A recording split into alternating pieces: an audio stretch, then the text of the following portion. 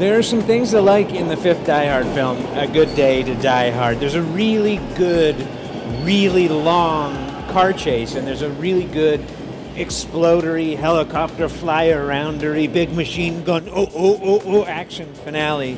And there's even a small handful of a guy who had an accident in shop class, maybe, of really good classic Bruce Willis, John McClane, Die Hard moments, some one-liner zingers.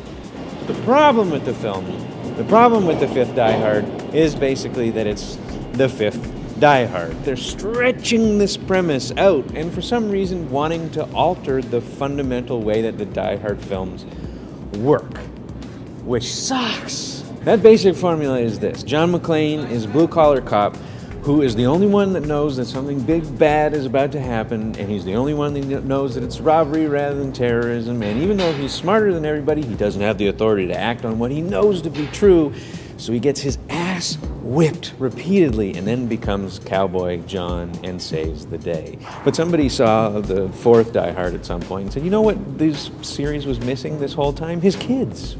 Why? Of course.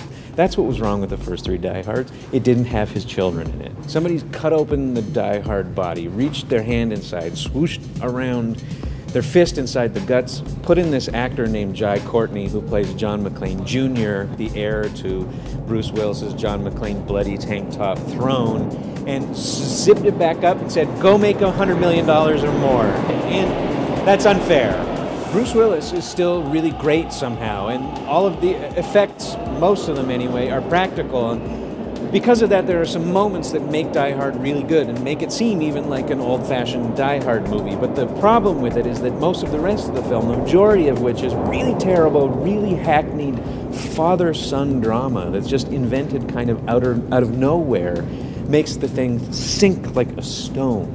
And it's fundamentally not fair to cast an actor, or any actor really, especially one like Jai Courtney, to go be in a movie playing John McClane's son. There's not many young actors who can hold the candle to Bruce Willis.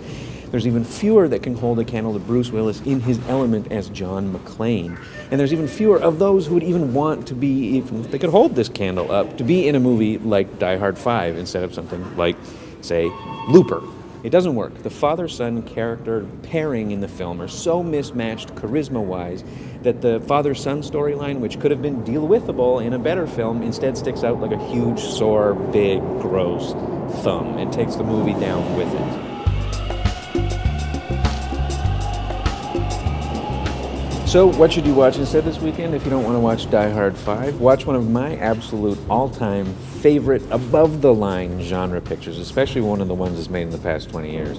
And it was made by Tony Scott in that weird period right before he started to suffer from like full-blown Tony Scott disease. And I'm talking about a movie from 2001 called Spy Game, and that's a film that managed to spend like over $100 million, and the vast majority of that isn't in explosions or car chase. It went to pay actors' salaries because it's got a pairing, even though it's a genre spy film, spy shit, as John McClane Sr. calls his son stuff in Die Hard 5. It has really talented actors. It's got Robert Redford and Brad Pitt, which is a kind of a, they're not father-son exactly, but it's got a, you know, older guy, younger guy dynamic in the film. But they're equally matched, and because they're both really talented actors, the whole thing works in a way that Die Hard 5 never even gets close to. So watch that instead. Spy Game, 2001, Tony Scott. Rest in peace, buddy.